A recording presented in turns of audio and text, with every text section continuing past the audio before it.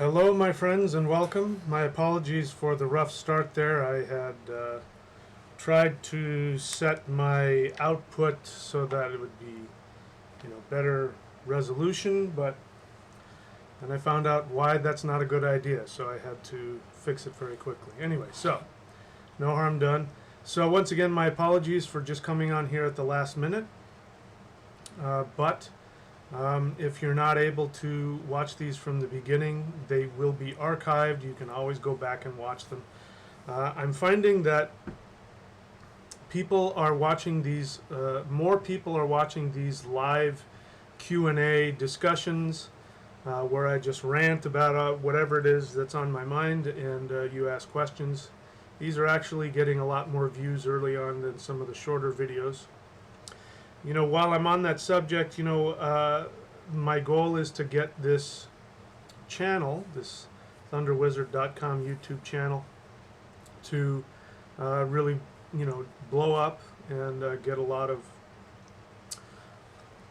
of subscribers and watchers. And so sometimes I have to go and do some clickbait. So if you see me doing videos that seem weird, or if I've lost my mind, or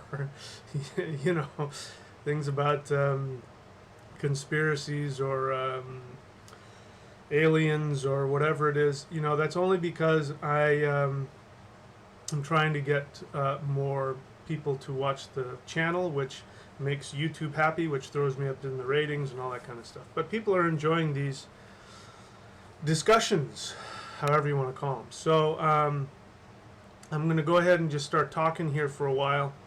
When people show up and we've got enough people here to have some discussion, I'll go ahead and open it up. And of course, I'm just going to let the spirit flow through me, and we'll see what happens here and what I'm going to say. So in order to understand best what I'm talking about, the question of why is God so angry? For me, this is really fundamental. A large portion of the amount of work that I've done, especially in the books, is to help people change their minds about the nature of the universe, the nature of spirituality, their relationship to that spiritual reality, that spiritual universe. Because we have to acknowledge something if we're going to make any progress, and that is we have been programmed, we've been hypnotized to think a certain way. And it's very hard to think critically. In other words, critically means being able to think about things objectively, unless we understand what the basis is of our thought process, what the foundation of our assumptions, all of these things. If we don't know what those are, and if we're not willing to look at them, examine them, and get rid of those assumptions that don't serve us and or are incorrect, it's going to be virtually impossible to make any progress. So, a lot of people like myself have come from a fundamentalist, monotheist background. I came from a fundamentalist Protestant Christian background, but you've got fundamentalist Catholicism, you've got Judaism, which can be on all different levels, and of course there's the other big one, which I won't name, because if you do, sometimes you get people angry and they come looking for you with machetes. I like my head on my shoulders, so you know what I'm talking about, the big three. The monotheist religions. These religions, even though we live in a Western society which is very, what do we want to call that? The word for non-religious, secular. It's really not. Even atheists and agnostics. My contention is that atheism and agnosticism is a direct reaction to monotheism. And in fact, if you talk to atheists, for the most part, one of the first things they do, like me, is they will start going off on organized religion, specifically monotheism, the Abrahamic traditions. But what they may not realize, and a lot of them won't want to admit this because, it's difficult to admit these kinds of things. My belief is that much of atheism and agnosticism is rooted in an unconscious belief in the one God. Because our society has been built that way. Listen, the society that we live in, as modern as it is built on the European mindset that was formed during the Middle Ages. When Roman Catholicism and the Roman Empire came into Europe, especially, during the Dark Ages, right around, at the genesis of Christianity, the fundamental shift in the mindset of Europeans was a colossal shift. And we have inherited that. Our educational system, regardless of how progressive or liberal or open-minded or secular our educational system is, it's based off of the medieval university system, which was religious. What we have to remember is that universities were founded by the church, and they were run by the church. And so even, as time went on and they became more and more progressive, it still had within it the assumptions, and I'll just give you an example. Science. Now, I am a big believer in science. Those of you who are deniers of scientific evidence, I have a problem with it. I guess I won't say I have a problem with it. I am in sharp disagreement with you, because science is about looking at objective evidence and making conclusions based off of that. So I find it rather ironic that there are a lot of people who are anti-religion who are also anti-science. And there's all kinds of things we could go into about that. But let me give you just one example of how even science operates from the Christian mindset. This is one example. I was watching some kind of nature show about primitive human beings, because I love that. I love, Australopithecus afarensis, and all of that stuff. How where human beings came from, where hominids came from, and going back millions of years to see those early bipedal hominids, and so that's just a really fascinating thing for me. They were, they had like these recreations with people in monkey suits and stuff like that, and they were talking about, I think, leopards and how leopards attacked them, and that's how they found the bones, is that leopards would attack these, small, like hobbit-looking, hairy little hominids and grab them and take them up into trees and eat them, and their bones would fall into the crevices of these rocks, and that's where they found a lot of these bones. And so they're recreating it, and so there's this little hominid walking around in the African savannah, and up comes this leopard and attacks him.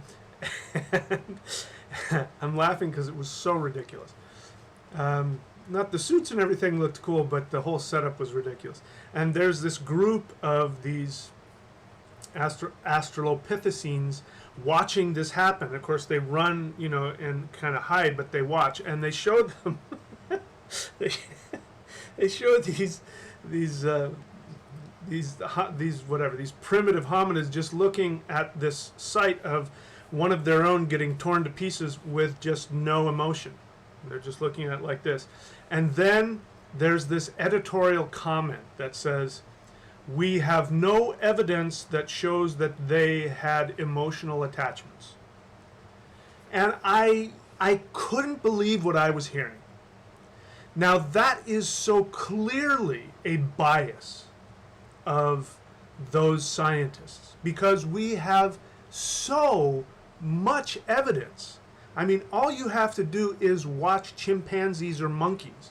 If you, I remember seeing bonobo chimpanzees, and they were in some kind of a natural enclosure environment, and one of the workers came to take one of them, and they all flipped. And they all got very upset, and they greet each other, and they have friendships and bonds. And, you know, these hominids were supposedly more advanced than chimpanzees. We know that chimpanzees, gorillas, orangutans have deep emotional connections. They may not think like we do in abstract terms, but and everybody, your dog has emotions, your cat has emotions. So it was just so ridiculous to me that these scientists were showing their unconscious bias. Now, the unconscious bias of these scientists was coming from this atheist mindset, which is a product of Christianity. You're shaking your head. How is atheism a product of Christianity? Because in order to understand that, we have to understand when monotheist religion came into the European mindset. 2,000 years ago, our ancestors, whether they were Celts or Slavs or Germanic tribes people, they operated from a complete mindset, what is called animism. And I've surrendered because that is the term that most people understand when I talk about this. I use the word shamanism, but I'm really meaning animism. So I'm seeing there's like a red, I may not be being heard, so if you're out there listening to me, anyway, I hope you guys can hear me. Let me see, we got 15 people watching. So go ahead and, okay, very good. All right, so my apologies if, you know, it's probably rush hour here in terms of the internet, so there may be a lot of people getting on their internet. So I'm seeing this red dot. So if I break up, sorry about that. Anyway, so the bias of this comes from the scientists that were watching this, that were creating this, I am assuming were atheists, because a lot of scientists are atheists for very good reason, that they think that the Bible and the religious nonsense is anti-critical thinking and anti-science, anti-knowledge, and I completely agree. We all know that. I'm not making that up.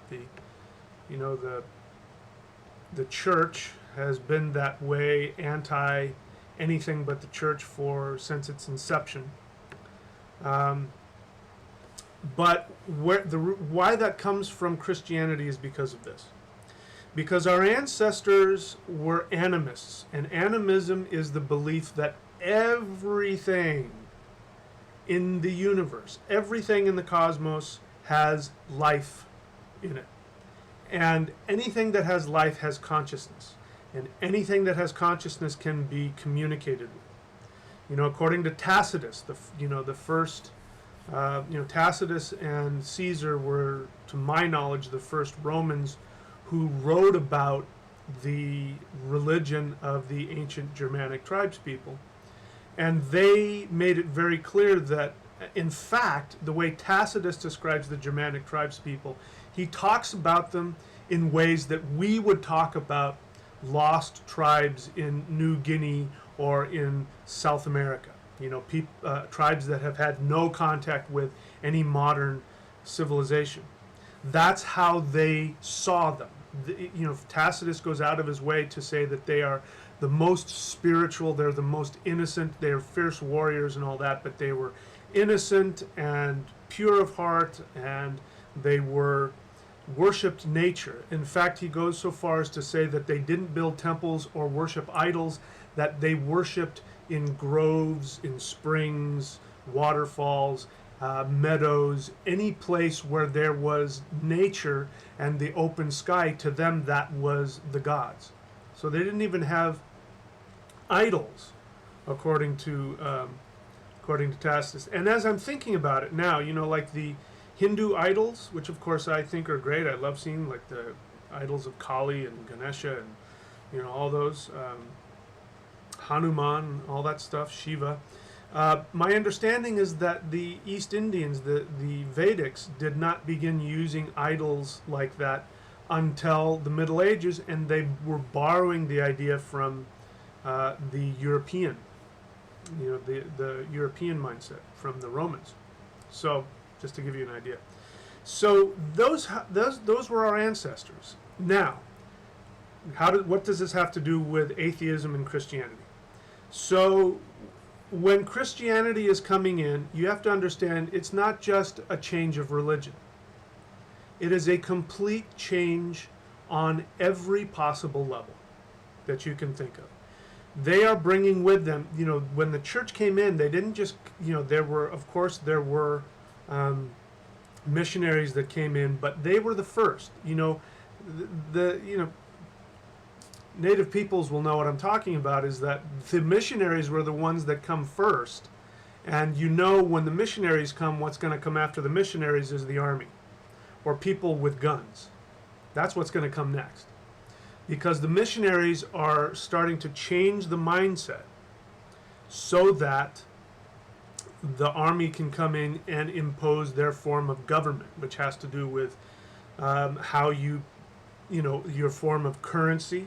According to Tacitus, the Germanic tribes people only used cows, which is where we get our word fee from. When people work with me, I charge a fee. Fee comes from fehu. Fehu is the rune for money, but it originally meant cows. So you paid with cows. And what are cows? Cows are the Walmart of the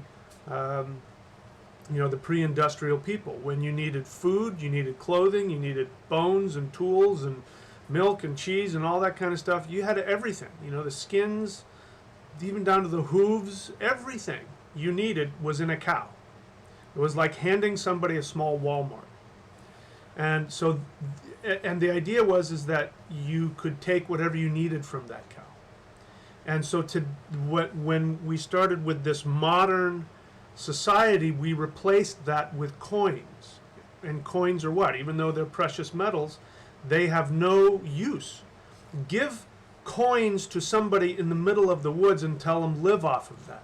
They can't do anything with it except maybe, if they have a fire or something, maybe they can make some weapons out of it and then go kill something. But you can't even wipe your rear end with them. That's the only thing that paper money is good for in the middle of the wilderness, except for fire starter. So this whole idea of an arbitrary value system was completely different from how our ancestors functioned. They functioned on what you could use, what was right in front of you, your direct connection to what? The environment, direct connection to nature. This is why they worshipped nature. So when Christianity came in, one of the first things it had to do was destroy that. It destroyed that by telling people that when you worshiped the gods, when you worshiped the ancestors, when you worshiped spirits, you were worshiping demons. You were worshiping the devil. And they ingrained within the European mindset this idea that the earth is evil. Now the Romans, before that time, even though they were an imperial society and they operated in a lot of these ways, they had made that shift voluntarily. So they didn't have the same kind of antipathy towards the earth or hatred towards the earth. But understand that when you brought this new idea to the tribal, especially the tribal Germanic people, their entire culture was a warrior culture that was based on fighting evil in all of its forms, protecting the family, protecting the tribe, and protecting Mother Earth. They lived by that code. In fact, one of the things that, again, I talked about this the last time, but when the Europeans came in to North America and they made treaties with Native Americans and then broke those treaties, Native Americans couldn't understand that, because in their society, your word was your soul. Your breath was connected to your life force energy, your essence, your soul. It was recorded into the and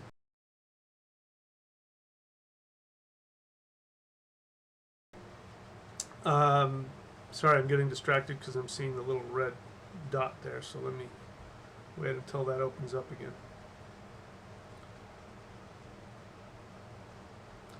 So, okay, so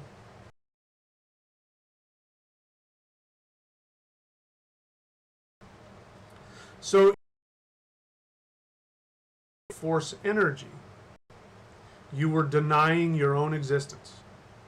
And for Native Americans, that was insanity. And they couldn't understand anybody who would knowingly try and kill themselves. Okay, so again,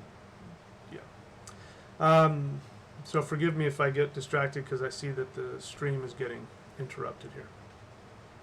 So this is a shift, and it's a shift from that kind of reality. And so what ended up happening was that, okay.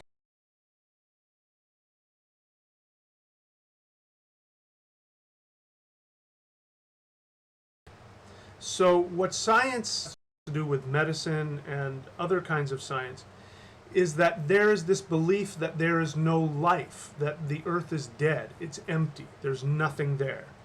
And that was directly connected to life being evil. That is why science, these scientists who created this show that I'm telling you about, when they were presented with this recreation of these early hominids, being killed by leopards, and these scientists out of nowhere decide to write into the script of this documentary or whatever that we have no evidence that they had any emotional response. That's because this is an unconscious projection that comes from Christianity, which says that the earth is empty. Who was the first people to say that animals had no souls? The church, Christianity. Because when the earth has no soul, I'm just getting a strong hit that this is important to Odin here. When the earth has no soul, then you can do whatever you want to it. You can rape it and destroy it, and there's nothing you can do because, as the Bible says, God gave the earth and it's your responsibility to do with it what you want. I run into this all the time when I was living in Idaho, and I'd run into people who would just chop trees down and blow things up and shoot things, and they just felt, hey, this is my wilderness. I should be able to do whatever the heck I want with it. Don't tell me what to do. And then they'd leave trash everywhere. They would cut trees down. It was, the lack of any kind of awareness.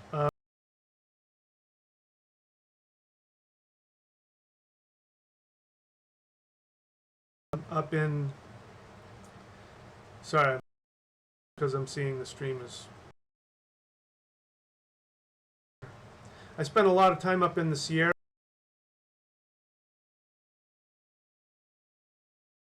You couldn't do that, 20, 30 years ago. And so, there was this reverence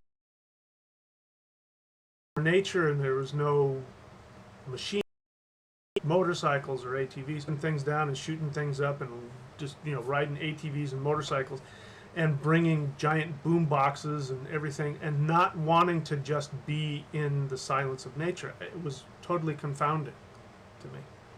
But again, that's the same extension of that. That comes from the hatred that was inbred into our unconscious mind by the church.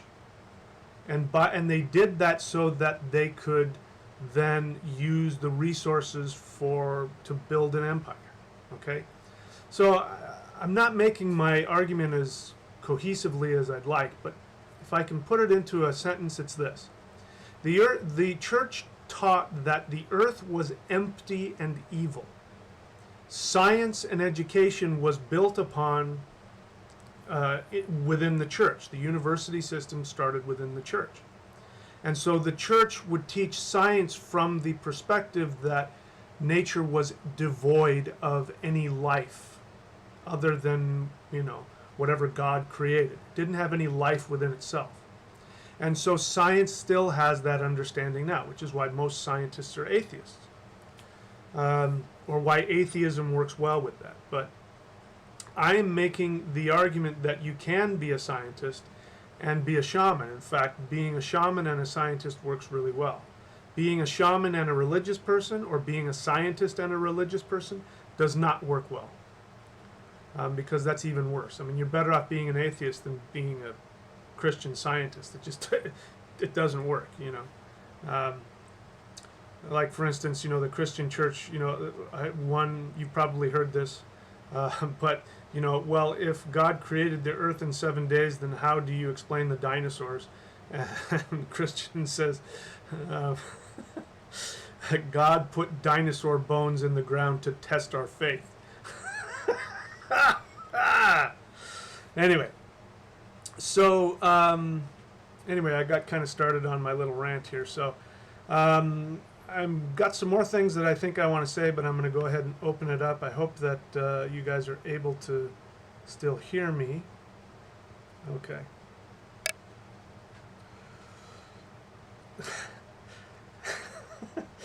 Absolutum maximum. I mean, that's funny. I don't know if that's accurate, but that's funny. All right, so I don't see any questions here, so I'm going to just continue. What I'm going to do here is, first I'm going to arrange my screen so that I can see what I'm doing better. First thing I'm going to do is I'm going to share with you one of the books that is going to be important to understand this, which is the book that I wrote called Odin Says Jesus Was a Coward. If you're not familiar with that book, here it is.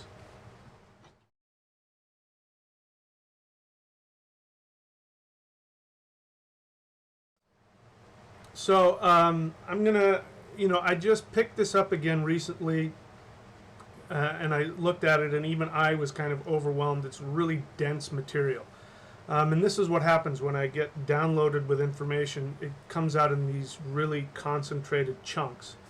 And that's usually when I write a book, because this is something that's just so, I got to get it out. And so it was actually a really concentrated little chunk of awareness, and I had to break it up into chapters. But even in those chapters, the amount of information there for me, even when I was reading it now, just recently, was like, wow, this is really intense. But I want to talk about that because my main goal in this conversation here, and succeeding conversations, is to understand that until we reformat our subconscious assumptions, it's virtually impossible to see things from an objective perspective. So this is extremely pertinent to people who are coming into shamanism, coming into polytheism, whether you're a neo-heathen or a neo-pagan or a druid, or, you know, or you want to connect to nature, or you want to connect to shamanism, or you just want to find something that's not part of the Abrahamic monotheist tradition. It's going to be absolutely essential to reformat your hard drive. So, like me, if you're like me and you grew up in a Christian environment, especially if you were devout. I was extremely devout. And so making this shift was not at all easy for me. It was very frightening and painful. In fact, when I left Christianity in my my early 20s, I didn't do it because I didn't believe in it anymore. I still believed it was true. I left because on a moral level, I just could not tolerate the idea of worshiping this angry, narcissistic, tyrant who would throw people into eternal damnation for simply being mistaken, who would go to all the trouble of creating these amazing creatures, knowing that he was going to then throw them into eternal damnation, who told you this double talk of out of his mouth saying that you're born in sin and you have no power to avoid sinning. You are a sinful being, and yet I'm holding you completely responsible for being sinful. That kind of double talk. That's if a human being were to do that, we would lock them up as abusive. So I was aware that this religion didn't make any sense. I still believed it, but when I chose to leave, I was certain I was going to spend eternity in hell, in torment. But it was more important for me to be able to live within my own integrity than it was to appease some angry God. And so it was very difficult. And I know a lot of people can't make that, you know, looking back on it now, that's pretty amazing I had the ability to do that. Most people don't have the ability to do that. They don't have the strength. It's just, you know, and I saw that. You know, when I was a teenager, I became very devout, and then I went to a fundamentalist Bible college. And I remember when I first got there, like the first year I was there, you had all these bright-eyed, happy, really, you know, I mean, they grew up in Christian homes, and their parents sent them to this Christian university, and they'd gone to church and all that. But you know, religion to them was just kind of, you know, that's how I connect to God, or that's part of my parents' stuff or whatever. But when you get into the university, then you're educated in all this Bible, you know, dogma really intensely. By the end of those 4 years, those happy, bushy-tailed, really optimistic kids, they had this glaze over their eyes.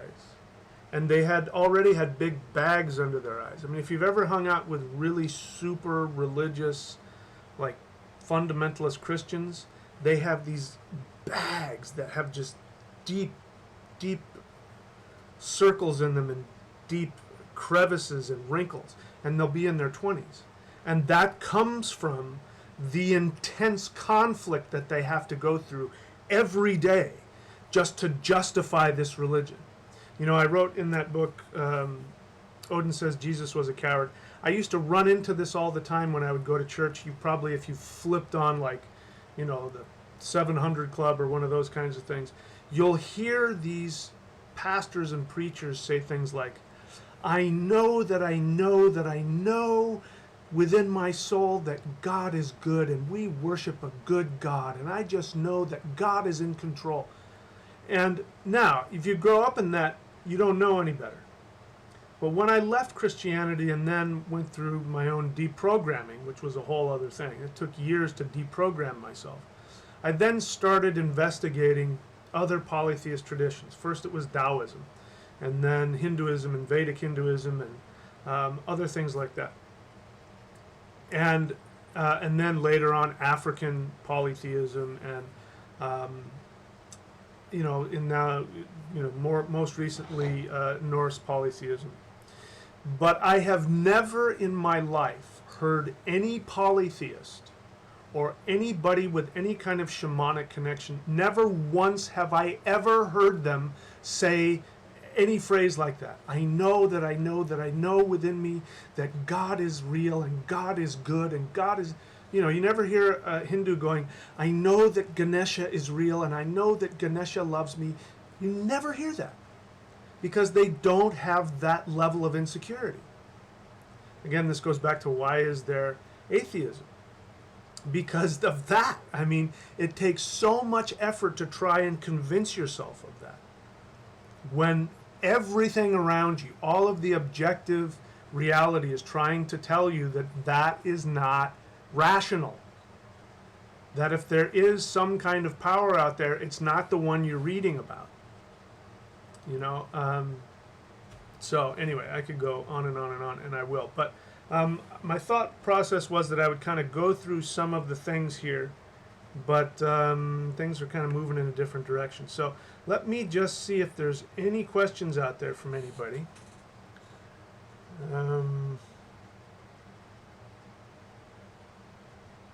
Okay, I don't see any questions yet. So I'll go ahead and just start looking through the table of contents here, contents here, and see if I come up with any worthwhile stuff. So, okay, let's talk about blood sacrifice. Now, any of you who know that Christianity is based on a blood sacrifice. And if you didn't know that, I am telling you now. Blood sacrifice is fundamental to polytheist religions. Even if people don't practice it like that, we talked about that. I've been kind of really hammering away lately about how important it is to do vows and rituals and to understand what all that's about. Vows of, like doing things for certain periods of time, or, staying celibate for X amount of time while you do some kind of a ritual, or, whatever you offer to the gods. All of that is another way of doing a sacrifice.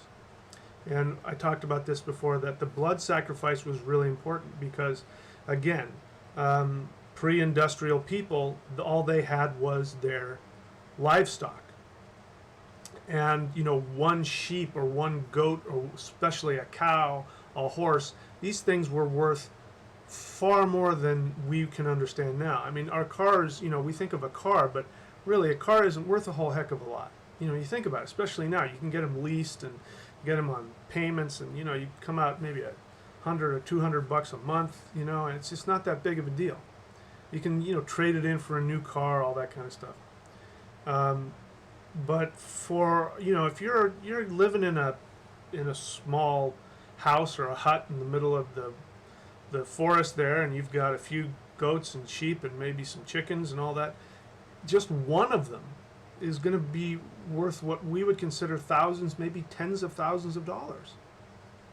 So if you're going to sacrifice, especially like a cow, and you're the average guy that lives out there, that's huge. And so when they would make these blood sacrifices, the blood of that animal represented the life force energy of that animal, and there was an inherent sacredness and value to that animal. And you were, by making that sacrifice and giving the blood, however they dealt with that, you were saying to the gods, I value this gift from nature. This is nothing. This isn't something that is nothing. I value it. And so if you're going to slaughter that animal, it's a big deal. And you know that you need that animal to survive and all that kind of stuff. So it wasn't like it is today, where you walk into the grocery store. I was in the grocery store today. The amount of food in any grocery store is it's unfathomable. We're used to it, but I mean, if you took somebody from, pre-Christian Europe and picked them up and threw them into a grocery store, I mean, they'd go out of their mind. Especially all of the meat. I mean, rows and rows of, we're just talking about the refrigerated or the frozen stuff, and that doesn't go into all the deli meats and all that. I mean, the amount of flesh in there is just unbelievable. So we don't have the same value towards it as our ancestors did. By the way, the word blessing, when people say God bless you, the word bless comes from the word blood. And to bless somebody was when the pre-Christian pagan polytheist priest would take the holy evergreen stick or branch and put it in the blood that had been sacrificed from the animal and shake it, onto whoever was there, and they'd get splattered with blood. That was a blessing. Blood, bless, blood. It's the same word. So even when Christians throw out God bless you, they're talking about blood sacrifice. So blood sacrifice. Blood sacrifice, now you get it. I've kind of given you an understanding that blood sacrifice was a big deal, and it meant a lot. And it was the exchange. When you wanted something from the gods, there had to be this exchange of energy. Because that's a law of the universe. It's the way the universe works. There is an exchange of energy. People who live in direct contact with their environment and don't have things like, grocery stores and all that kind of stuff, they understand that, if you take something away, you got to put it back. You can't just take, forever. There has to be this give and take. So when you want something from the gods, you have to give them something. And that was the life force of the animal. So if you're going to slaughter that animal, you might as well make a sacrifice and give that life force energy of that animal back to the gods, back to the earth, back to wherever, back to whomever you wanted something from. You know, this is again, I mean, you know, let me address another myth about spirituality. People, oftentimes, are usually younger people, or, you know, usually people who aren't very educated in this, or other things like that. You know, they will say, why, you know, for instance, like Vedic astrological readings. You know, I've gotten a few people to say, you should do this for free. Really? I should just, for everybody, just spend an hour and a half looking things up for them and spending my time, you know, all the time that I have spent learning all this, I should just do that for free? We do that when it comes to spirituality, but we don't do that when it comes to getting a cell phone or getting a car or going to the dentist, you know. But when there's a spiritual teaching out there, we just expect that for free. This is, again, that, you know, the reason I'm harping on that is because we come from this misunderstanding of that everything on all levels, physical, emotional, spiritual, it operates on this law of exchange of energy. That's what the Gebo rune is about. It's about the exchange of energy. So when you want something from the universe, you want the universe to give you something, you've got to give something to the universe. So these days we don't do animal sacrifices for one main reason, is that animals just don't have the value that they did. I mean, you know, you can go to the store and for, you know, a few dollars get a big giant whatever lump of animal flesh, so it doesn't have the same value. So it has to be something of value. So what we do is we give of our time, or we do something that, you know, has some strenuous attachment to it, or costs us something. It has to cost us something. It's got to hurt a little bit. You know, Native Americans understood it, at least some. I don't know about all of them, but, you know, at least the ones that we know of, you know, where they would go through those rituals, like where they would, you know, stick the, you know, little wooden stake through them and pull themselves against the rope, and or they'd go out into the wilderness. Our ancestors did the same thing, and they wouldn't eat or drink until they had a vision. They would put themselves through all kinds of trials. That is a sacrifice. You're giving of your own life force energy. If you're going to do, let's say, a ritual, you know, and you want the blessings of a certain deity, and you're going to be celibate for 30 days or 40 days while you do this intense mantra work, that is a sacrifice of your own life force energy. And so we don't understand that, because why? Now I'm going to get to why. Specifically why Odin, what's the word you want to use here? Odin loathes Christianity. That's the, you know, the book, Odin Says Jesus Was a Coward. I put that title on there not because I thought it was a great title. It's a horrible title. It's, you know, it sounds like, you know, something that a kid will say on a playground. I put that in there because that's what he said. And I wanted it to be clear that, you know, Odin says this. I'm not saying this. And in that book, you know, I had an experience where Odin explained to me why Christianity was loathsome, not because it's like an, you know, this isn't religion bashing. It's that the whole fundamental basis of the religion is based on disempowering human beings. I mean, we could go on and on about the wrath of God and God's hatred and God, how, you know, God punishes you for your sins. But even if we take that out of it, this is the thing that pushed Odin's buttons and got him so furious about this, was that Jesus, who supposedly, according to the tradition, is perfect, had achieved his own enlightenment, right? He comes along and he says to the human race, I'm going to sacrifice myself so that you can be one with God. I'm going to do the work for you. That's what really upset Odin, because he says, you don't understand.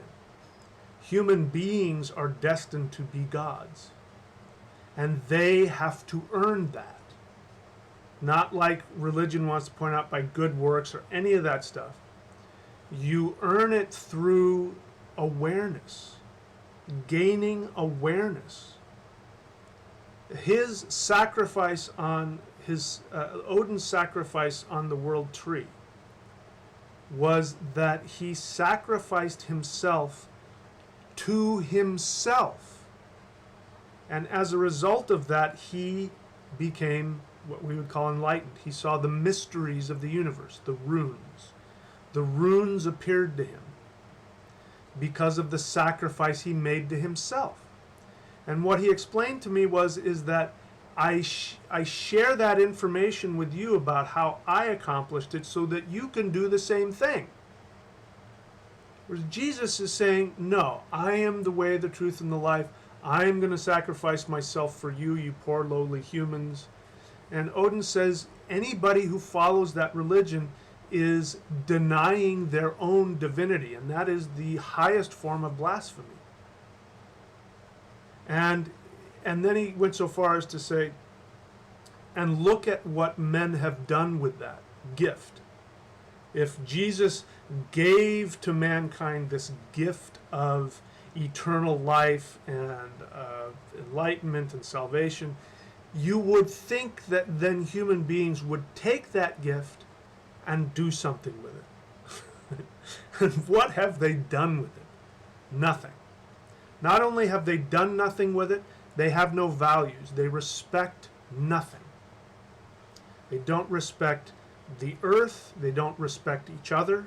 They certainly don't respect nature or the gods or anything. And that was his main point to me. That's why he hated Christianity. It's not about a religious thing or hating religion or disliking religion or bashing religion. I am not one of those people. I don't believe in competing religion. I don't consider myself a religious person. I'm an eclectic. I take what works. I'm only interested in what works. And so what I teach is what works. For me, at least.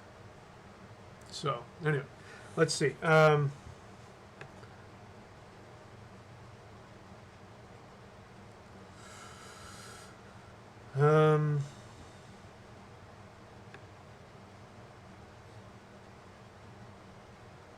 Okay, so I'm not seeing any questions in here. So I'll go ahead and move on and see if I get inspired to continue to talk about it. So let's talk about which one first. I'm going to talk about the origins of monotheism. I remember hearing somebody say somewhere, doesn't really matter where it was, but this individual was talking about his spirituality, and he says, I worship the original God. And what he meant was Jehovah, the God of the Bible. Now, he hadn't asked my opinion. Had he done so, I would have said, I'm sorry to tell you, but that divinity that you worship is only about 3,500 years old. He's not the oldest God. In fact, he's the newest of the gods. And so what we in the modern age are just beginning to discover, or many people don't know, because again, we are indoctrinated into this belief that first there was this monotheist religion and all that. Let me just go over that for a second, the indoctrination process. The indoctrination process, I'll tell you my experience. Again, as you know, I grew up as a fundamentalist Christian. And so growing up in that, 4 years, at 4 years of age, in fact, I was really a very spiritual little kid, and I really wanted to learn about spirituality. And the only spirituality that was available to me was my parents' religion, which was fundamentalist Protestant Christianity. And so I started going to Sunday school at, like 4 years of age, and we had to pick the right church because all the churches would just stick us in a room with a bunch of toys, and I wanted to talk about spirituality. I wanted to talk about God. And we finally found a church that I could do that in. So apparently I was a big pain in the butt because I was constantly asking questions. And I remember once picking up, at 4 years old, I picked up my mother's Bible and I said, "What's this?" And my mother says, "Put that down, that's God's book." And I went, "Who's God?" My mom didn't really know how to answer that, so she started taking me to church. But the indoctrination process, when you grow up in that religion, is that they tell you that, whether they come right out and say it, and sometimes they do, but most of the time it's inferred, and you just get this belief deep into your unconscious mind. You get this belief that before Jesus, everybody was just a murderous, hateful, evil person.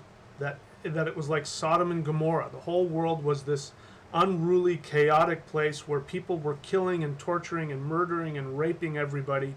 And it was just a horrible place to live. Until Jesus came.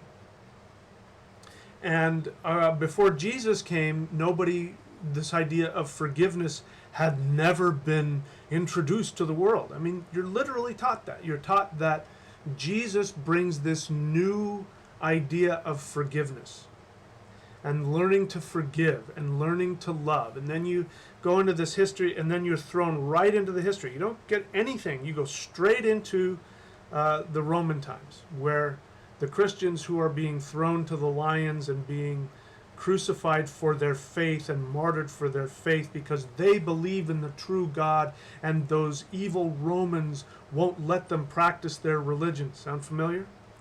Those evil Romans won't let them practice their religion, and they loved the Romans, and they taught this religion of love. And so you get this idea that Christianity started it. And of course that's nonsense. Every single religion, one of the points I make in the book, is that the one thing that is not unique to Christianity is the idea of forgiveness and tolerance and love. Every religion has that. I don't care what religion it is. All religions say that, the adage of treat others like you would want you yourself to be treated. That's in every single religion. Every single one. They didn't make that up. Nothing new about that. What is unique to monotheism is the idea of exclusivity. Before the Abrahamic religions were created 3,600 years ago, they didn't exist. Monotheism did not exist before that time. Before that time, there was no idea of there's only one religion. Now, people might have a preference, my gods versus your gods, but you could do, like you see this, even when you watch movies about, when people are just running into Christianity, they'll say, oh, that's their God. What does their God do? Oh, what kind of power does their God have? Well, tell me about their gods. Well, their gods are powerful. It's the idea that, you could have a completely different religion that maybe isn't right for me, or I don't relate to, or for whatever reason I don't connect with. But I respect that it's there, and that you have your religion is just as valid as mine. Your gods are just as potentially as powerful as mine are.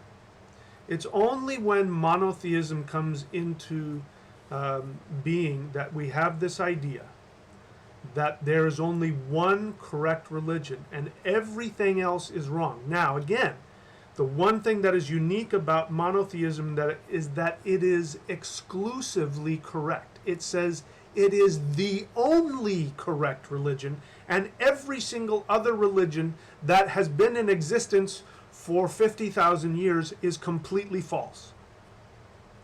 There is no other religion on the planet that does that unless it's an offshoot of monotheism. So let's talk about how that happened. So now we've got that. So again, that has to be addressed. You have to address this idea of exclusivity.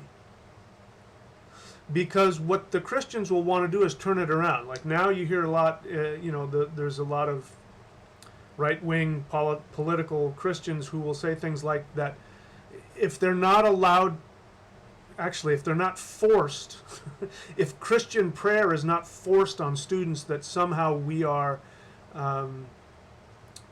we're preventing them from worshiping their religion. But, as the Satanists like to point out, was like, oh, great, well then let's have Satanist worship. I mean, what about my religion? You couldn't do that. You couldn't walk in and just say, okay, we're going to do a Satanist, a prayer to Satan, and everybody has to do it, because what? Or this is religious freedom. Obviously, we'd say, no, that we can't do that. But when it comes to Christianity and the Ten Commandments, then they feel that if you don't, it's not that they're not allowed to pray. I mean, who isn't allowed to pray? Who's stopping you from praying right now? Nobody. Even if you live in a society that outlaws prayer, you can still pray. You don't have to do it out loud. Nobody's forcing you or stopping you from praying. So this idea that, again, this is that exclusivity, because Christians believe that their religion is the exclusive religion and therefore must be imposed on everybody else. And if you don't allow them to impose their religion on everybody else, then you're restricting their religious liberties. The hypocrisy is just unbelievable. That comes from the origins of monotheism. So let's talk about that. The origins of monotheism. What I talk about in this book, and again, if you understand this, then you can break those myths that are forced into our brain on an unconscious level, that Jehovah is the first God, and that to worship anything else is to rebel against him. When you understand the actual history of it, that's the opposite is true. So what happened 36 years ago? First, let's address the Abrahamic myth of Moses. By the way, I've got a picture of Moses here. As you saw, Moses and the Ten Commandments, and he's furious, and he's going to smash the Ten Commandments on the ground because as he comes off of the mountaintop talking with Jehovah, he finds the people are having probably a really cool time doing this really wonderful party to some polytheist cow god. Looked like it was a lot of fun, but he comes down and he doesn't like that, so he's gonna smash.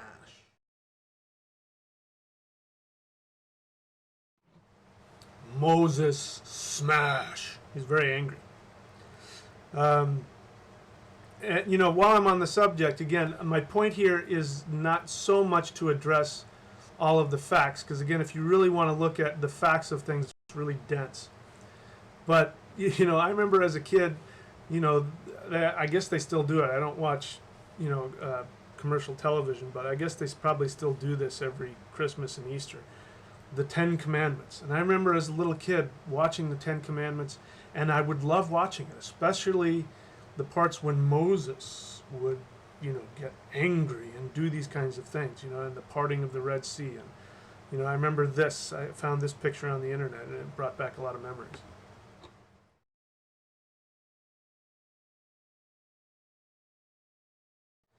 Now, being a little kid and not knowing all the stuff that I know now, all I knew is that seeing that and seeing a man standing there, a bearded man standing there and putting his arms out and summoning the clouds and having the power over nature, that just filled me with so much strength and power.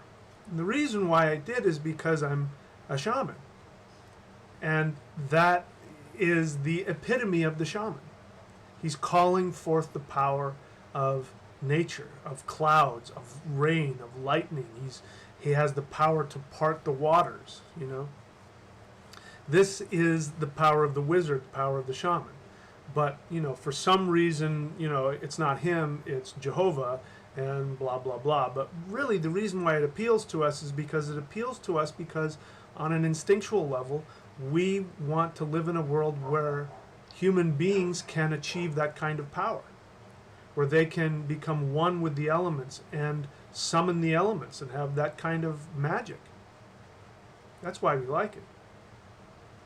But let me show you, well, again, while I'm on the subject, let me show you another picture of God. This is I think from Michelangelo's work, and I believe it's God telling Adam and Eve to get out of the garden, and God is on the cloud and he's really angry.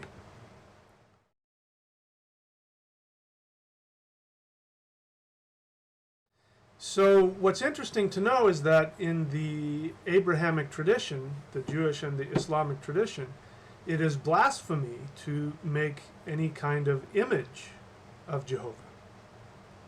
The Christians do it.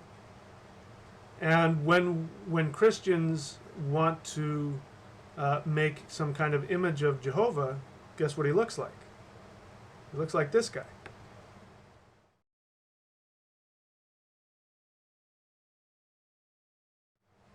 You ever notice that? He's this bearded guy who sits on a throne. That's Odin. Odin sits on a throne. Odin is the gray beard. Odin is the guy with the beard. The guy with the beard who sits on the throne. So that is not part of the Semitic tradition. By the way, Arabians are Semitic as well. So Islam and Judaism are basically they're ethnically connected, which is another strange reason why they're fighting with each other. It doesn't make any sense. Their religions are almost identical. But that's not part of their tradition. They don't have those kinds of idols. But we did. The Europeans had this understanding that there was this wise, all-seeing, right, being who lived in heaven, Asgard, the fortress of the celestial gods, and who sat on a throne overlooking the earth. So the idea of God sitting in heaven with beard looking down on us is from our own tradition. So while I was on that subject. Anyway, so let's get back to that. Let me see if there's any questions here that are worth... I don't see any questions. People are making a lot of great comments, though. Okay, here's a question. Let me see if there's any more that I missed. All right, so Renee asks... Okay, Svensson is asking about the cult of Aten. If you're talking about where the Egyptians started focusing on the worship of the sun, there are some similarities, but there are a lot more differences than there are similarities. But the one similarity is that it was a political religion used to control people politically. So that is one thing that's the same. But a lot of the other stuff there's a lot of differences that don't. And if we're talking about that, the worship of the sun god, the Egyptians eventually rejected that pretty quickly and reinstated their polytheist tradition. So let me see.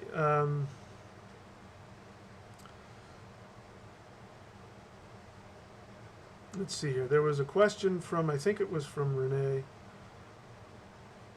What about those of us practicing this tradition and passages of life like birth and death? I'm not sure I completely understand your question, Renee. Having spoken with you, and if I think I understand where you're coming from, you're asking, how do we deal with this idea of birth and death when you've got people in your family who practice Christianity, Catholicism, baptism, marriages, funeral masses?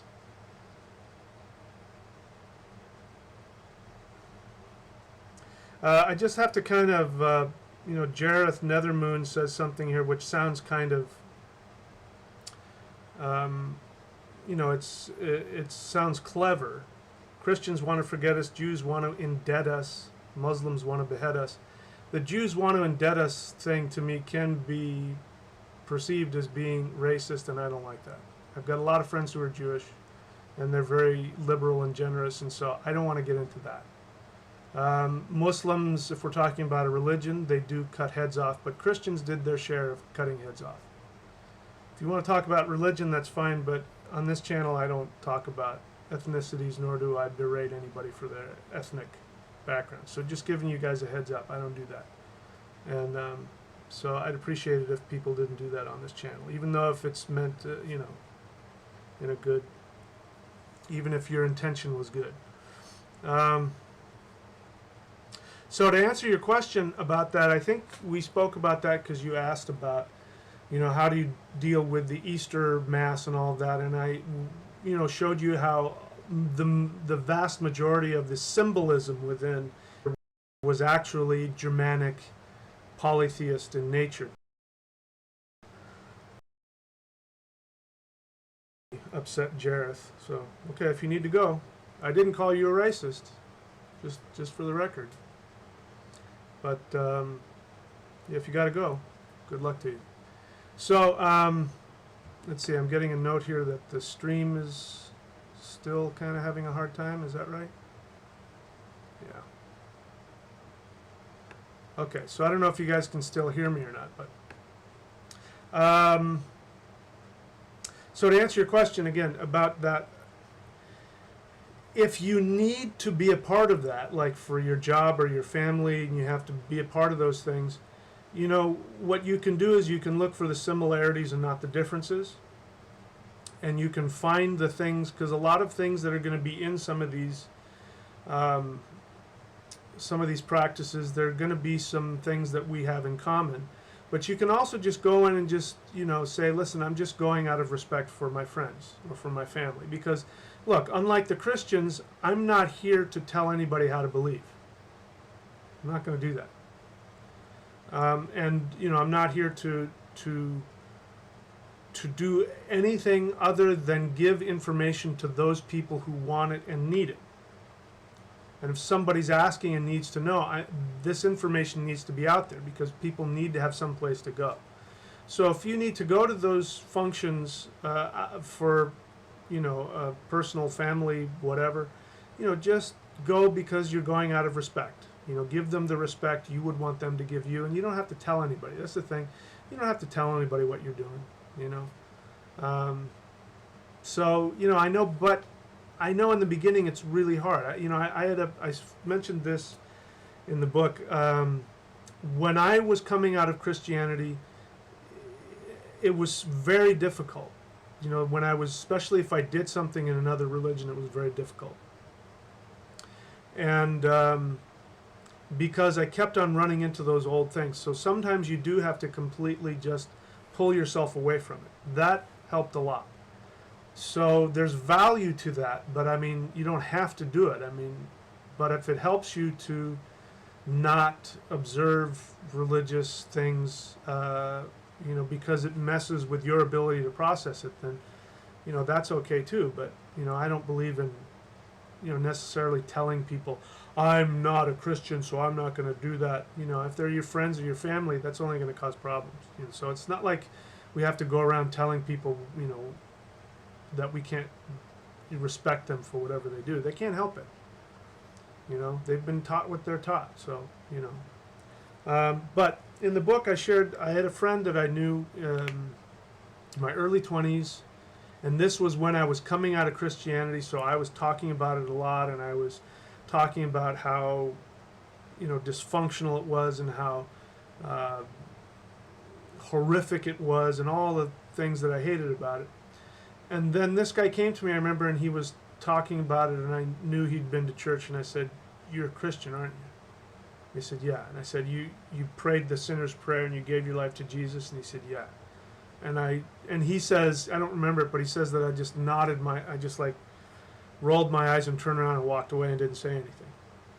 I mean, he's still my friend, but we lost contact for years. And then he tracked me down a few years ago, and he explained to me how he got really deep into it and he got really indoctrinated into it and understood that I'd been telling him that it's a cult. It doesn't matter that it's a worldwide religion. It's a cult. And what cults do is they brainwash you and they force you to think a certain way. And so he was like, it really is, and I'm having a really hard time letting go of all that. And so we were out to dinner, me, him, and his girlfriend, and he and I were talking about Christianity, and we were slicing it apart and all that. And he said, my girlfriend, I don't remember her name, my girlfriend, whatever her name is, let's say her name is Jane, my girlfriend Jane, she hasn't been into it as deep as we are, so she doesn't understand why we're so against it. And I said, and I said, yeah, I can understand that. And then she said, yeah, I don't understand why you guys are so upset. All they're doing is trying to connect to the universe. And I said something to the effect of, there's nothing wrong with that. What we're responding to is how destructive it is. And she says, well, I don't understand that. All they're talking about is, people just want to have grace in their life. And if you're familiar with Christianity, you know how big grace is. And that's a big loaded word. And I said, yeah, but why do you need grace? The only people who need grace or forgiveness, because that's what they mean. When Christianity say grace, they don't mean kindness. They mean forgiveness. The only people who need forgiveness are people who've done something wrong. And you didn't do anything wrong by being born a human being. There's nothing wrong with who you are and your desires and your instincts and all of that. You're not evil. You don't need grace. The only people who need grace are people who are, really evil and wrong, and you're not, just for being human. And so I was trying to explain to her that that's the basis. Again, Christianity comes from this basis of belief that human beings are born sinful, they're born destined for hell, that they are deplorable, if I can use a popular word, and that left to themselves, they are only evil, destructive, horrible, disgusting creatures that are worthy of destruction. That's how Jehovah sees human beings. He sees them as these disgusting, horrible, imperfect beings that deserve destruction. And when John, the real popular religion, I forget which one it is, John 3:16. For God so loved the world that he gave his only begotten Son, that whoever should believe in him would not perish but have eternal life. So the hypocrisy in there, the dichotomy in there is that, God loves you and hates you at the same time. So he hates you. First thing he says is he hates you because you're sinful. He hates you and he can't stand you. He can't stand looking at you. He destroyed the world. He brought a flood. He created this place called hell because he can't stand looking at you. And then he loves you so much that he does what? He ritually slaughters an innocent being, perfected being. Why? So that he can take the blood of that being and pour it over you so that when he looks at you, he sees his perfect Son that he just slaughtered. And it goes beyond that. It also says that, during the crucifixion, that when the clouds came over and darkened, that God poured out his wrath, meaning he poured out all of his anger that he has towards all human beings who are sinful and imperfect, for all of the sins, for all of the mistakes that they have ever made and ever will make. So think about that. That means every single human being that has ever lived or ever will live. And since according to Jehovah, all human beings are these sinful creatures that are sinning every nanosecond because they're imperfect in their thoughts and in their actions. And every single time that happens, he gets furious with rage. So imagine how angry he must be. He takes all of that anger and does what? He pours it out on this innocent, supposedly perfect, innocent son of his, and then uses that blood to pour over you so that he won't be disgusted by your mere presence. In other words, he's still saying you're a piece of garbage. I'm still not going to look at you. I'm just going to pretend that you're my son. I'm going to take his face and Silence of the Lambs and sort of paste it on you, so that I'll pretend that you're my son Jesus. That's what you're taught. Even though I'm saying it in a more dramatic way, that is what's taught. And I don't care how much love and forgiveness you throw on top of that, you can't get rid of that. So, and I say this in the book, I get towards the end and I say, am I intolerant? Because am I just bashing Christianity for the sake of bashing Christianity? And the answer to that is no. It's what? Okay, so the obvious, it's obvious that if we're talking about, hardcore fundamentalist monotheists who have a lot of disapproval or dislike or prejudice, hatred against other religions or hatred against people for their sexual orientation or their lifestyle or whatever, all of that intolerance, that's obvious. But there's even a worse place, and this is where most people live. And that is the people who go to church, who don't consider themselves religious, but it's important to them to be connected to God, and they only have one choice in their mind, it's Jehovah. And so they worship this Jehovah, but, I don't buy into all that, and they pick and choose from the Bible what they want. And they will understandably want to focus on the forgiveness aspect and the grace and how loving Jesus was. In fact, I remember when I was coming out of Christianity, there was a book I got which was called The Gospel According to Jesus. And what it was is that it was a book written by a bunch of scholars, religious scholars, who basically sat around and picked apart the New Testament and decided what they decided what words Jesus said and what words he didn't say. And so, of course, they threw out all of the things that sounded in any way intolerant or hateful, and they focused on all of the positive things, for God's love and forgiveness and grace and the spirit of heaven is within you and all that kind of stuff. And so they took all that and they said, this is what Jesus really said. It doesn't take into account, the ridiculous, the ego that they have.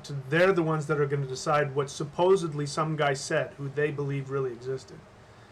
If he really existed, you weren't there. You don't know what he said. It's just, anyway.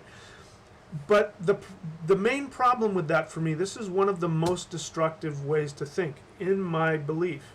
I'm not judging these people because the universe is a forgiving place, and if you don't know any better, you're given a pass. But if you know better, then that changes. You're responsible for what you know. So if you're listening to me, you're going to be responsible for what I tell you.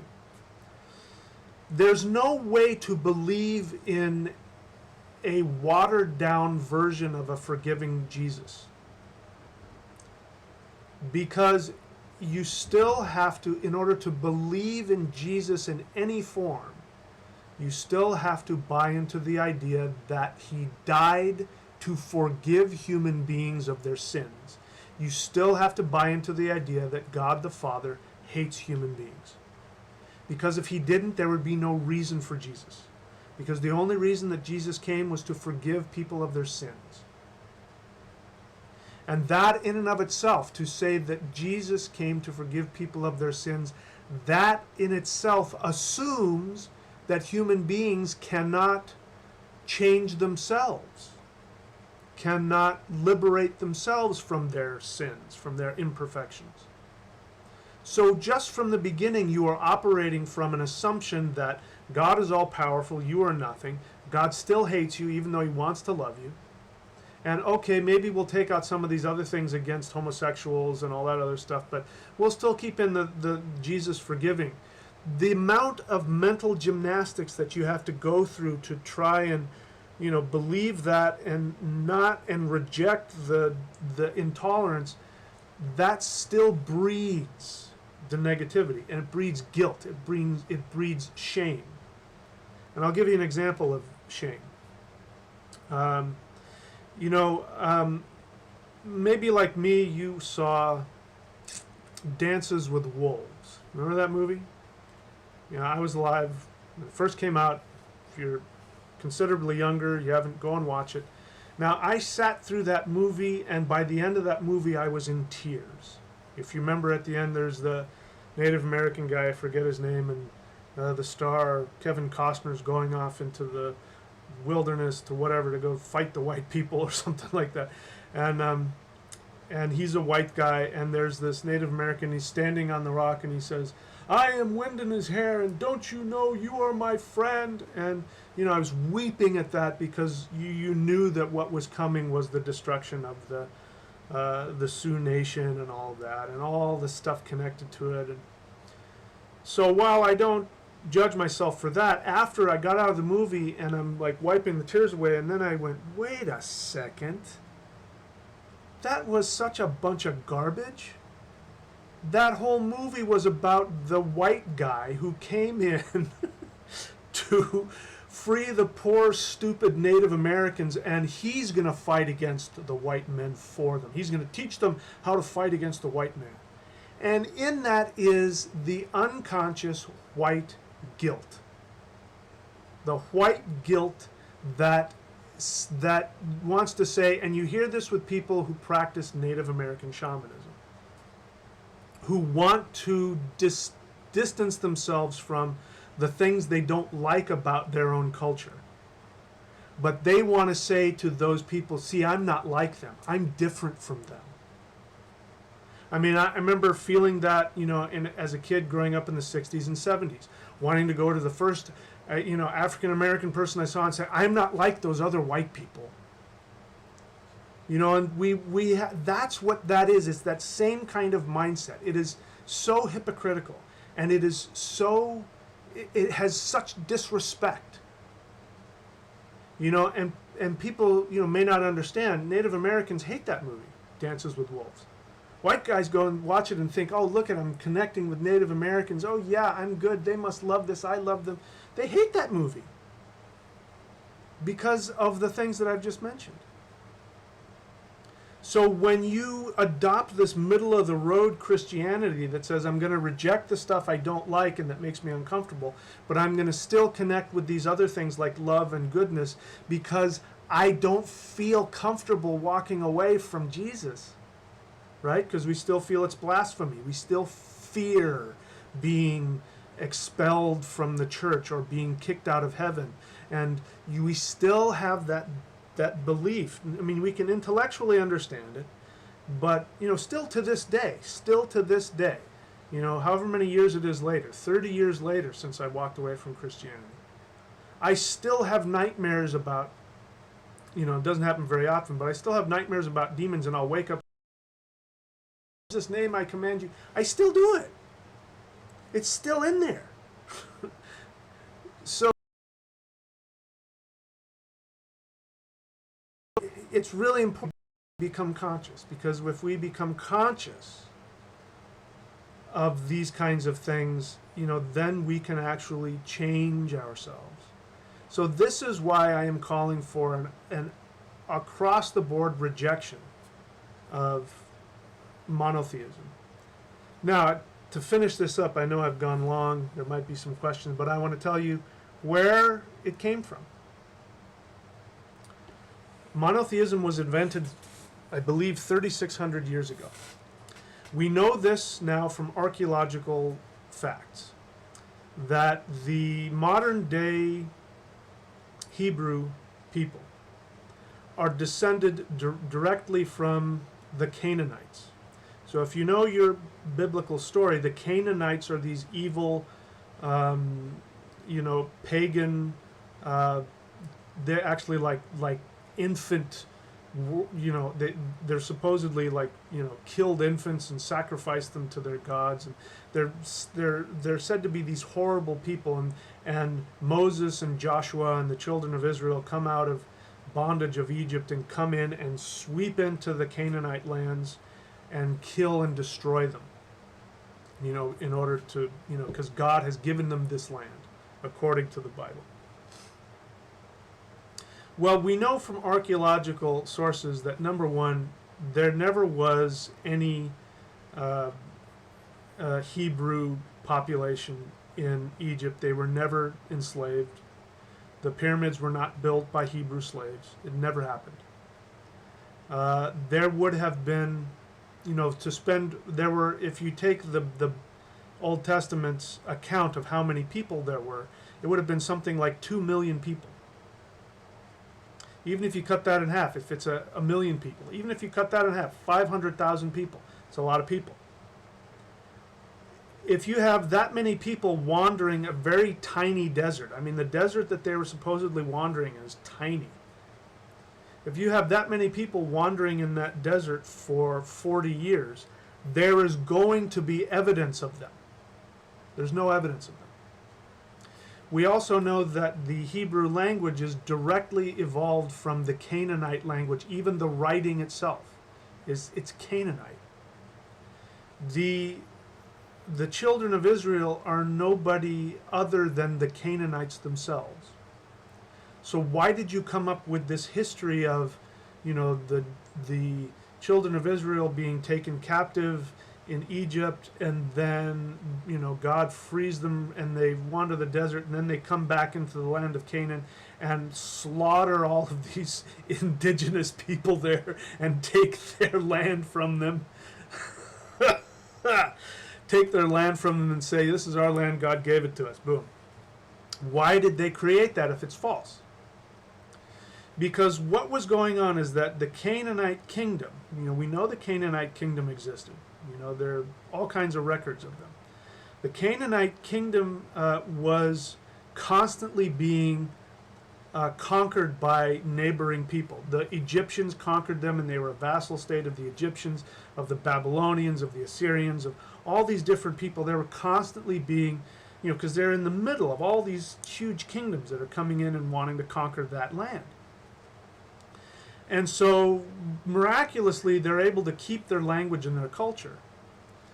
But what happened is, and I just learned this isn't in the book, but I just learned it, is that there was a dark age period between the Bronze Age and the Iron Age.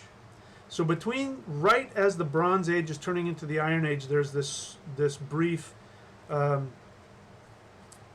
age, like the Middle Ages, like we had, where society breaks down and trade breaks down and all this stuff breaks down and technology breaks down and people break up into little tiny groups. During this time, the Canaanite people have a window of opportunity to create their own self-sustained nation.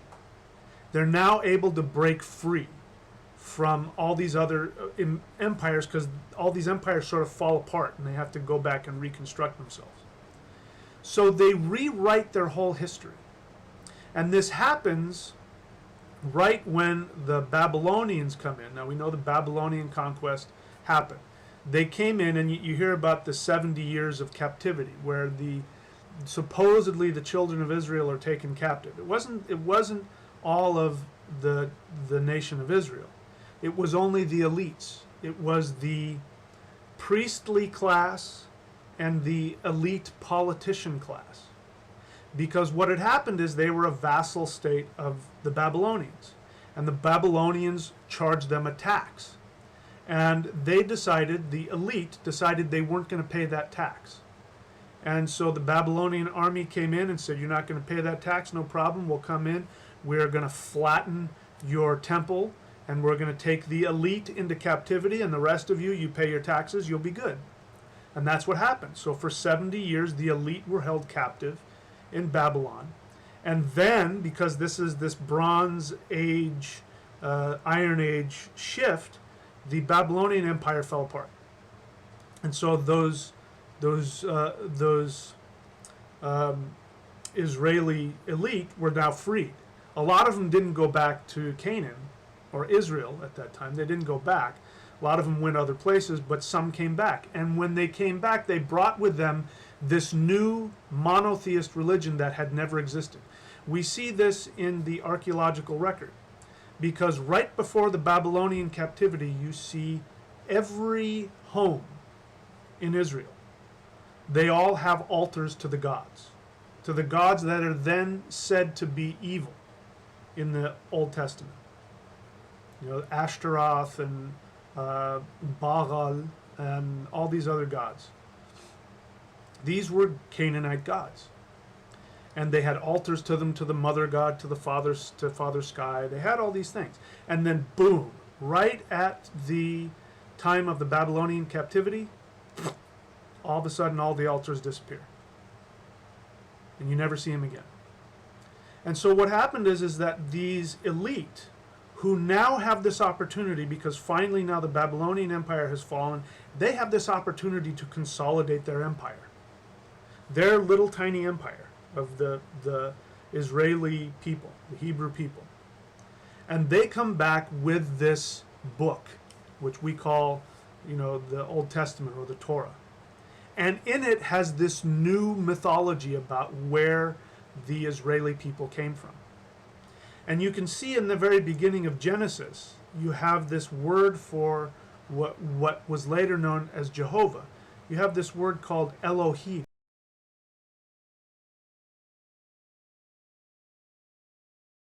It is the exact same word that the Canaanites used for their pantheon.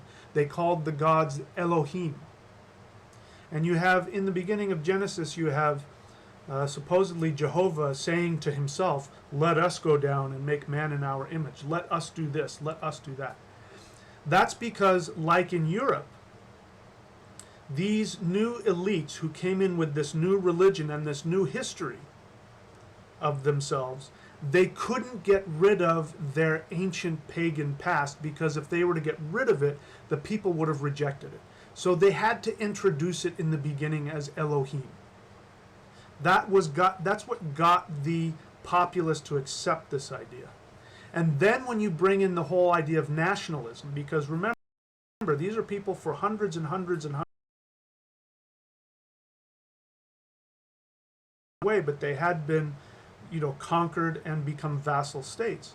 They finally now have this opportunity to create their own nation and become powerful within themselves. So they worship this god called Jehovah. Jehovah, before the Babylonian captivity, he was the state god of Israel. He wasn't the entire pantheon. He was the god that was appointed to protect the Israeli people from being conquered. And the priests had to go and keep his candle, his flame lit. And the belief was that if his flame went out, then they would be open to being conquered. Again, I can't tell if you guys can hear me or not, because I keep seeing this red thing. But I'll continue with this. So what ends up happening is that the priests do their job. They keep the flame lit to Jehovah. They're doing what they're supposed to do. Everybody's at home worshiping all of the other gods, and the priests and the elite are worshiping Jehovah, the God of the state of Israel, to protect them from invasion. So they decide to stop paying taxes. They do all the rituals they're supposed to do. The Babylonians get upset. They come down, and what they do is when they destroy the temple, you hear about this, the Babylonians destroying the temple of Israel. They destroy the temple of Israel as a sign that their protector god was something they didn't like. So they were attacking their protector gods. And when the flame went out and the temple to Jehovah was flattened, the priests and the elite were dumbfounded. As they're being led off in chains to Babylon, they are asking themselves, how did this happen? We worshipped, we did all of the sacrifices to Jehovah. We kept his flame lit. How he abandoned us? Why did Jehovah abandon us? And then we find out later, when they come back with this new religion, they say Jehovah is a jealous God. And if you read in Genesis, where Moses is talking to Jehovah, and he goes at length and tells Moses, first he says, if you love me, you will follow my commandments. And when he says follow my commandments, he means every single one. You can't miss one of them. You have to do every single one of them. And then he says, and if you do not follow all of my commandments, then you hate me. Do you hear how that is said? He doesn't say, if you accept me, you love me, and if you reject me, you hate me. He says, if you follow all of my commandments, you love me, and if you do not follow all of my commandments, you hate me. And then he goes on to say, and if you hate me, I am going to pour out my wrath on you. And he goes in this list of boils on your skin. I'm going to curse your children for 7 generations. You're going to wake up with dirt in your mouth. You're going to be miserable. He goes on and on and on about all of the punishments you're going to go through. Not if you reject him, but if you do not follow every single one of his commandments, because he says you hate him if you do that. This is Jehovah. I am that I am. And then he goes on and talks about how you cannot worship any deity anywhere, any graven image. You can't worship anything under the water or in the sky or in the trees. Now, he's supposedly all-powerful. You would think he's in all of those places. Why not? Why would he not want to be worshipped in the sky? And well, he doesn't want any of those things, because that's how the other gods are worshipped. You worship the god of the sky in the sky. You worship the god of the ocean in the ocean. You worship the god of the earth with the earth. He doesn't want that. Why doesn't he want that? He doesn't want that because those are the gods of the people surrounding the Israelis. So these elite people are coming back with this really wonderful conspiracy for them, which is that we've got to get rid of their religion. If we destroy their religion and force them to worship Jehovah, who is the God of Israel only, then we will be able to have political control over them. And then we'll be able to protect ourselves from all these other people who want to come in. That is why the Israeli people are so fiercely, protective of their religion, their culture, their language, their ethnicity. It comes from that. It comes from a period of time where for hundreds and hundreds of years they were constantly in danger of losing their entire civilization to another invading culture. So for like 300 years this went on. This was 300 years, 2300 BC, 30 something, maybe more than that. But yeah, I think 300 years before the Roman Empire came in and conquered them. They had this really great little religion that kept their people and their land unique from all these other cultures around them. That's why they are so against all these other, the Arab cultures. That's why they're so against it. Because it goes back to this period of time where they were so xenophobic, they didn't want anybody taking their culture away from them. And so they created a religion that supported that. The Romans come in and they see this and they have a really difficult time getting rid of the Israelis, the Jews. They have this really hard time getting rid of them because they want to own that land, but they have this really strong ethnocentric religion and culture, and they can't be conquered that easily. So the Romans try to militarily do all kinds of things, and it doesn't work. So what do? They create a Messiah, because at this time, the Jews, there was a messianic cult within Judaism that believed that the Messiah was going to come and militarily overthrow the Romans. So they had to get rid of this belief in order to conquer these people. So they created a Messiah. They researched their religion and they created a Messiah and presented it to them. And what was one of the main things that Jesus said? One of the main things that Jesus told the Jews in the New Testament is, give unto Caesar what is Caesar and give unto God what is God's. And what that meant was, pay your taxes. Because the main thing that brought the Messianic Jews and keep them cohesive against the Roman Empire was to pay taxes to the Romans was to pay taxes to their gods, which was blasphemy to the Jews. And so they were constantly telling the Jews not to pay their taxes. And so what does this Messiah come? He says, pay your taxes. And don't fight back. Be a pacifist. How many times should I turn my cheek? 70 times 7. Forgive. The whole idea of forgiveness was Jesus' way of telling these rebellious, ethnocentric Jews who are trying to keep their land, their religion, and their culture from being destroyed. He tells them, forget your religion, forget the Ten Commandments, forget forget all that other stuff. Forgive and love and pay your taxes. That's what Christianity is all about. And what the Romans did so brilliantly is that they co-opted this angry God, and they went, look at what these guys are doing. They have so successfully preserved their culture with this one God. Why don't we try that? So they co-opted that idea, they pasted on this new Messiah.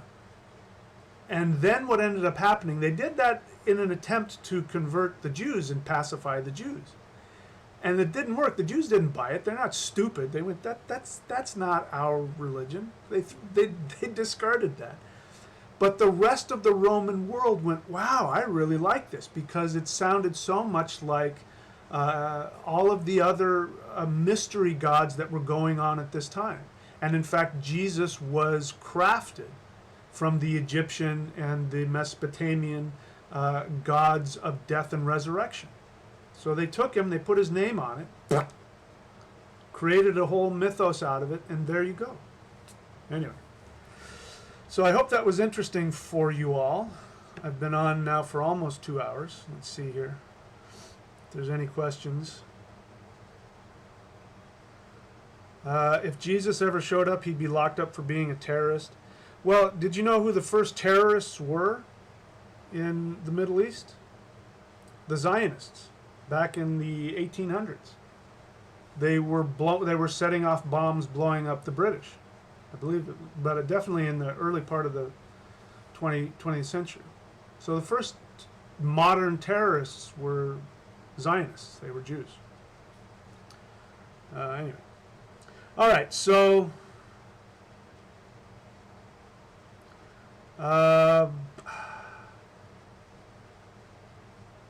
yeah, so what I'm seeing here so far is a lot of people are kind of agreeing with me.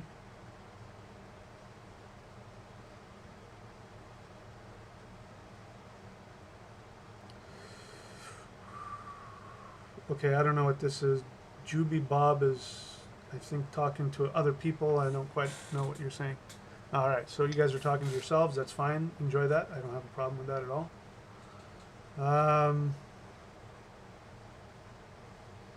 All right, so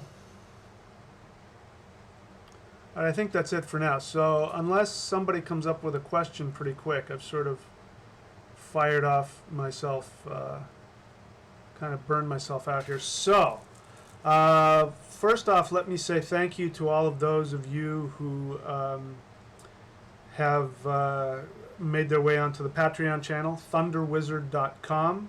We go very deep into shamanism and specific things you can do to empower yourself. And I got a lot of people who got the Vedic astrological reading. And there was a special this last month where it was $69. So I'm back up to the normal price. So I guess a lot of people got in before that was over, but I still recommend it. And what else do I want to say? All of my books can be found at michaelwilliamdenny.com. It'll take you straight to Amazon where all my books are. If you go on to Amazon and you just type in Michael William Denny, everything, including all of my videos, should come up.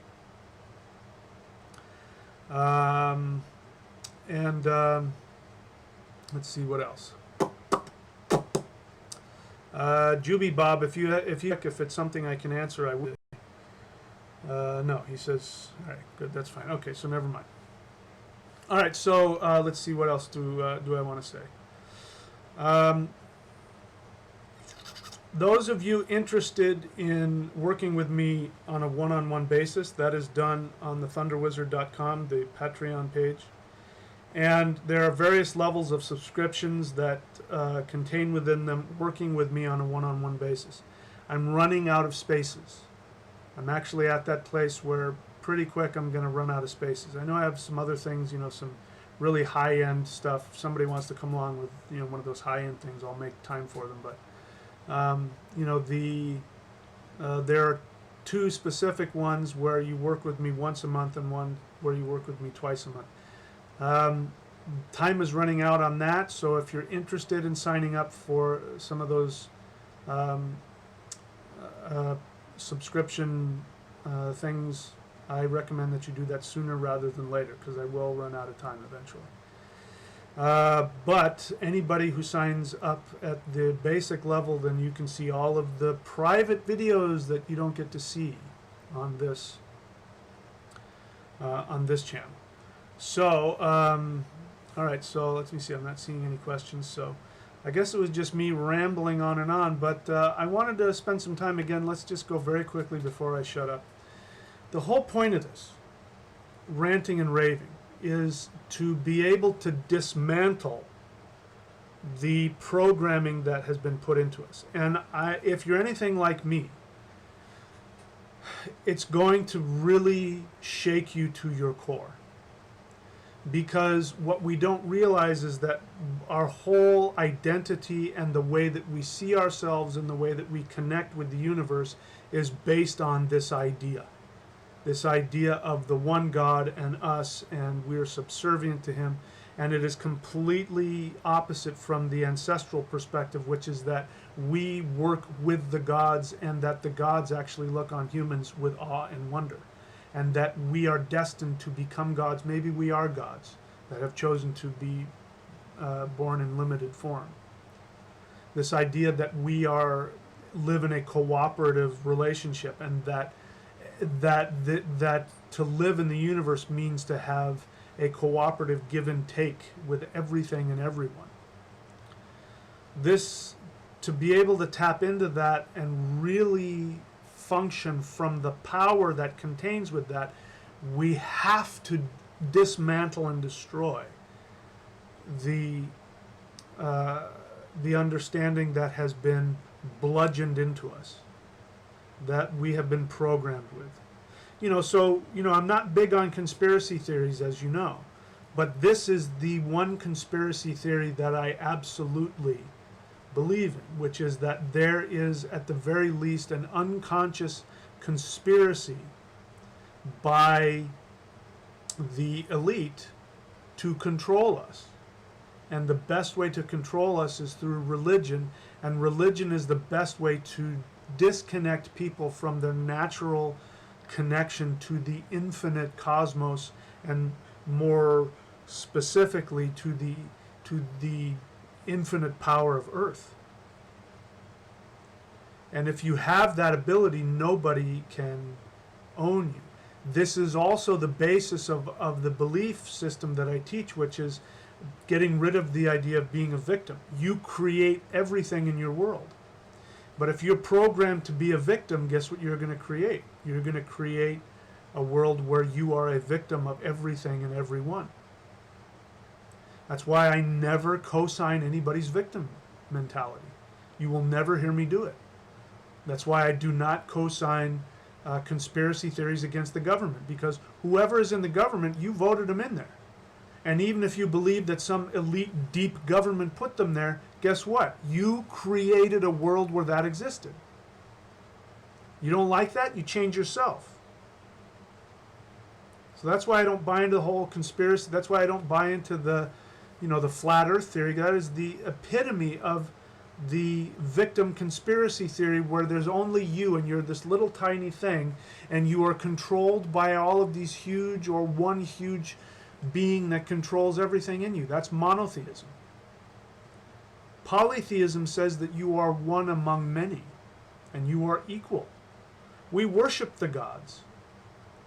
But as you read in the history, especially the history of like the Anglo-Saxons, when the Christians would come in and try and get them to worship, they would say, I don't bow down to anybody. I'm not even going to bow down to your God. I don't care who he is. They don't. The ancestors, my parents, my grandparents, and the gods, they're my family. I may serve them, I may choose to fight for them, to work for them, but I don't bow down to anything. So don't get me wrong, I'm not saying that there isn't a place for, submitting yourself to the power of a deity that you choose to, but it's a thing you do willingly. You're not forced into it. You can live however you want. I worship the gods because I want their power, and I want to be given that power, and they freely give it to me. You can have anything you want in this life. You can create any kind of life you want. There's nothing stopping you. In order to do that, you've got to get rid of the idea that there's some being out there that has his thumb on you. You have to get rid of the idea that you're unworthy. You have to get rid of the idea that you're sinful. You're not sinful. There's nothing wrong with being a human being. Being a human being is, in fact, according to the ancient tradition, the word man means divine mind. It means that our ancestors saw humans as being the embodiment of the divine spirit of the universe, and that our mind, not our intellect, but our mind, was that of the gods. And that's what made us greater than the animals, because we had the ability to have mind, the moon. We could reflect the sun. We could reflect the infinite soul of the universe. And that is a far cry from being made in God's image, but being sinful because we wanted to know everything. That's the only thing that humans did wrong, according to the Old Testament, is they wanted to understand. They wanted to know. You can't do that. People who have knowledge are dangerous, because if you have knowledge, you can't be controlled. And if you can't be controlled, then the people above you, the elites, can't suck the life out of you and control you and make you do all kinds of things. So, anyway, that's the whole point of what I want to give you. I'm not trying to bash religion for the sake of bashing it. I want to empower you so that you can become a god in your own right, so that you can have power to do what? To enjoy your life. I finally will shut up. I'll shut up with this. I've written a book called The Shamanic Secret Commandment to a Perfect Life. And in that book, what I teach is that there isn't 10 commandments, there's only one. And this is one commandment. If you break this commandment, then you bring all kinds of misery and ill health and all kinds of things, karma and more lives. You bring that upon yourself.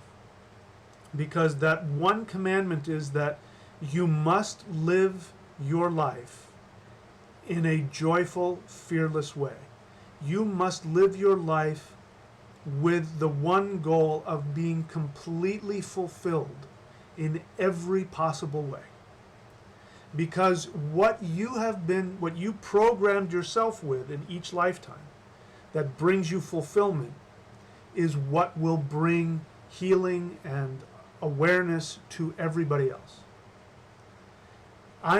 This is what I'm doing. I can now say that I make a living doing what I want to do. You can see behind me over there where is it? You can see behind me, right there, that blue thing and the other red thing over here. The main thing that I do that gives me joy is to surf. So I only have two things I focus my life on. First one is I want to be as close to the ocean as I can be. And my favorite beach, which is unfortunately here in Los Angeles County, it's the most expensive place to live, but that's where I want to live. I want to surf that beach. And the second thing I want to do is what I'm doing right now. These books, these teachings, and I do nothing else. I don't let anything or anybody tell me what to do. I never choose to do anything that infringes on my ability to fulfill myself on every level, because that is the one commandment. And if you follow that, then the whole universe will bow down to you.